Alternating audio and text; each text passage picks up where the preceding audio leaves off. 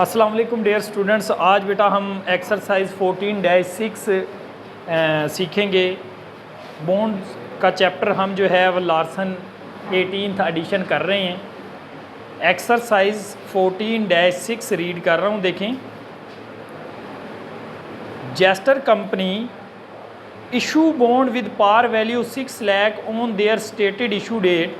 Bond mature in 10 year and pay annual interest 6% semi-annual payments on the issue date. Annual market rate is 8%.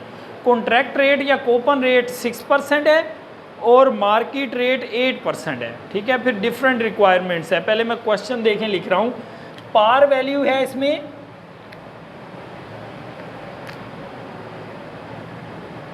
Par value 6 lakh है।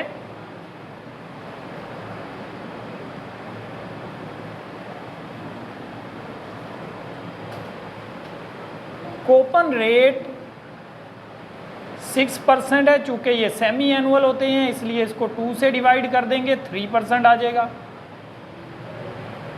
इसी तरह से market rate 8% है, इसका भी half करेंगे तो ये 4% आ जाएगा। एन जो है नंबर ऑफ ईयर्स जिस पे बॉन्ड मैच्योर होगा वो 10 ईयर्स हैं, उसको 2 से मल्टीप्लाई कर देंगे तो ये हो जाएगा जी 20। रिक्वायरमेंट 1 इसकी कर रहे हैं, देखें।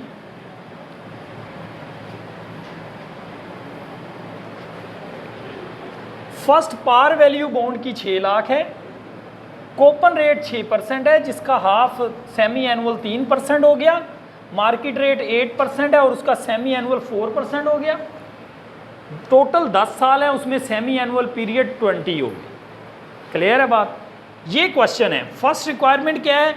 What is the amount of each semi annual interest for these bond. Each semi annual interest payment find करनी है। हमने इंटरेस्ट पेमेंट फाइंड करनी है। इंटरेस्ट पेमेंट जिसको हम कैपिटल आई से जाहिर करते हैं।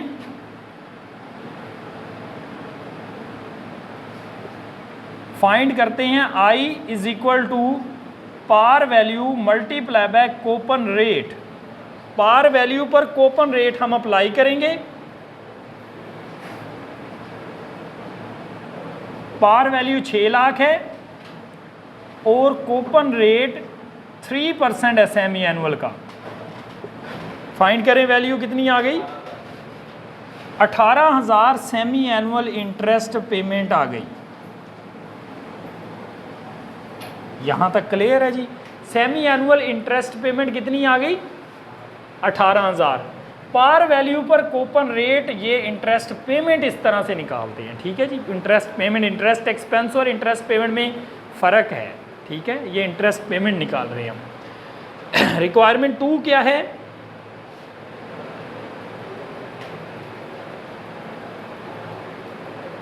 How many semi annual interest payment will be made on these bond over their life. इस लाइफ में कितनी सेमी एनुअल इंटरेस्ट पेमेंट्स होंगी? अगर देखें तो हम इसको सॉल्व करके बैठे हैं पहले से। इसमें सेमी एनुअल इंटरेस्ट पेमेंट्स कितनी होंगी?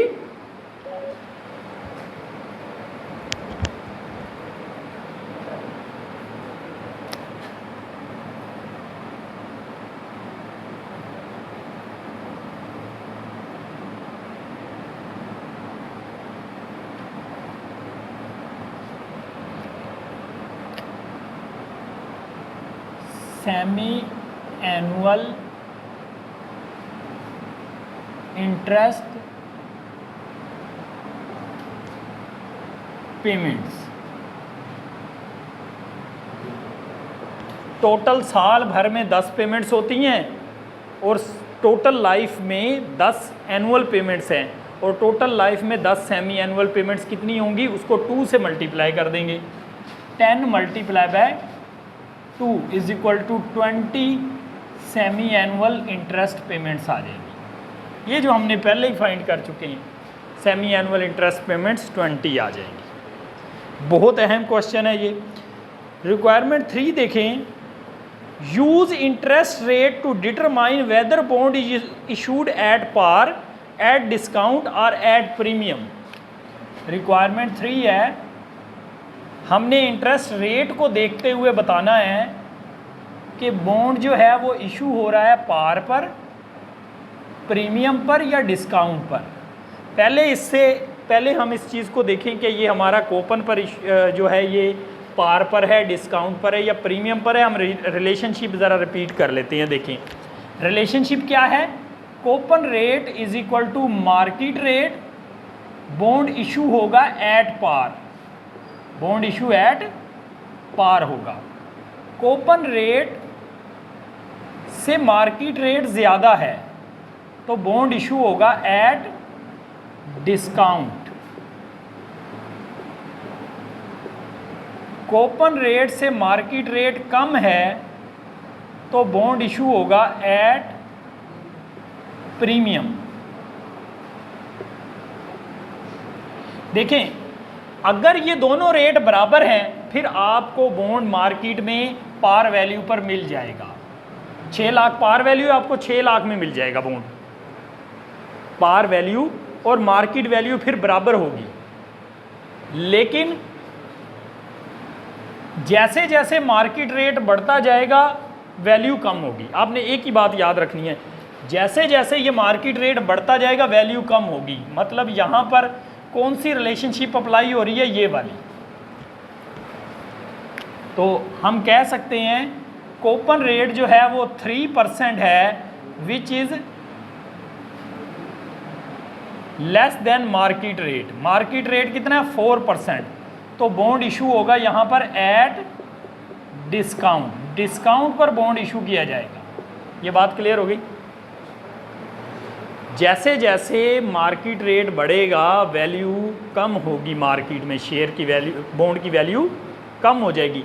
इस रिलेशनशिप को देखते हुए ही हम बता सकते हैं कि ये कौन सा है, सेकंड वाला है।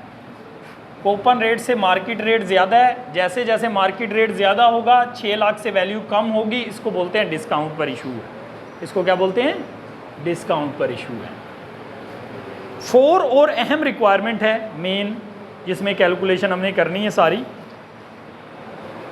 Compute the price of bond as of their issue date. Price of bond या market value of bond find करनी है हमने।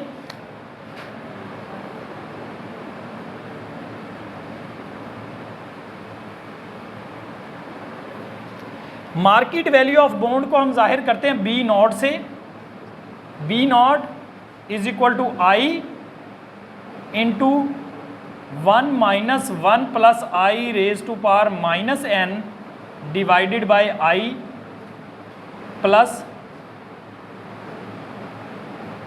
पार value into 1 plus i raise to power minus n. ये आई होता है interest payment, par value multiply by coupon rate. ठीक है जी। ये जो इंटरेस्ट होता है ना, ये मार्केट रेट होता है, ये मार्केट रेट होता है। ठीक है। अब आई हमारे पास कितना है इसमें, ये हम फाइंड कर चुके हैं। 18,000 ये आई है capital interest payment into 1 minus 1 plus I कितना है 0.04 मोड n 20 है divided by 0.04 plus par value 6 lakh है इंटू 1 प्लस 0.04 मोड माइनस 20। ठीक है।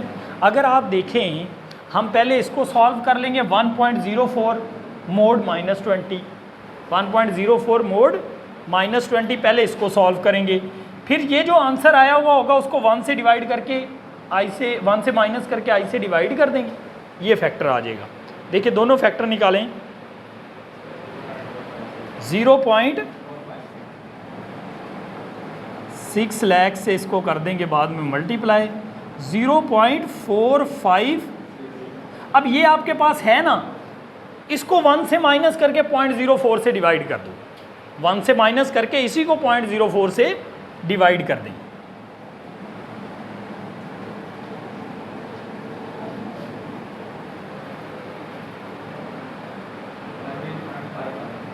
$13.59। इसको मल्टीप्लाई करो,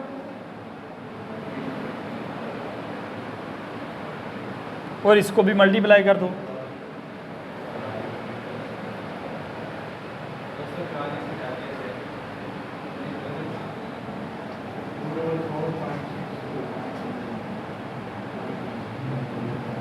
सिक्स टू फोर या 5? 6 to 5, ठीक है। इसको मल्टीप्लाई कर दो।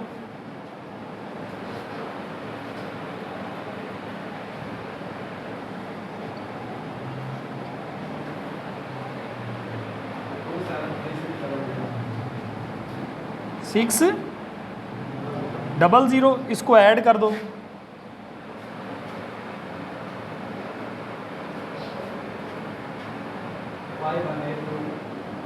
518,225।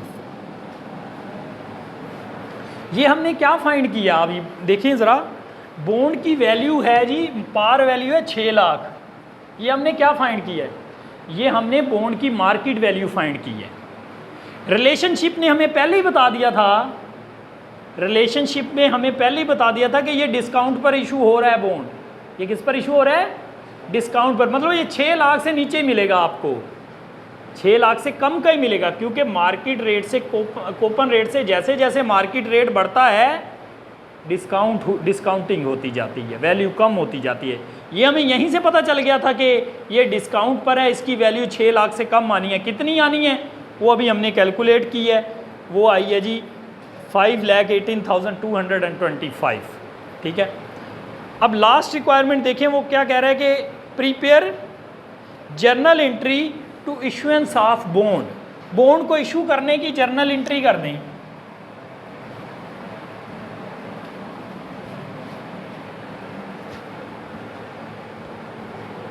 जर्नल एंट्री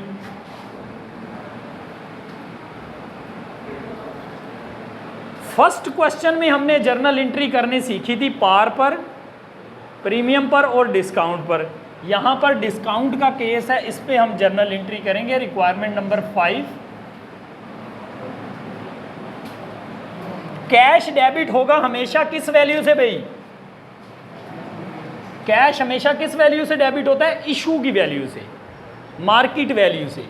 और बॉन्ड्स पेबल हमेशा अपनी किस वैल्यू से क्रेडिट होता है? पार वैल्यू से, ओरिजिनल वैल्यू से, जो कि 6 लाख है। बॉन्ड्स पेबल हमेशा अपनी पार वैल्यू से क्रेडिट होगा और कैश हमेशा मार्केट वैल्यू से डेबिट होगा।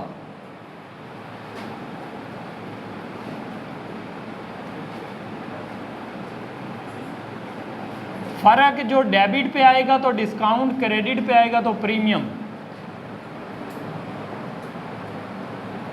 ये डिस्काउंट की वैल्यू निकालने कितनी आ रही है? नरेशन लिख दोगे, to record issue bond at discount.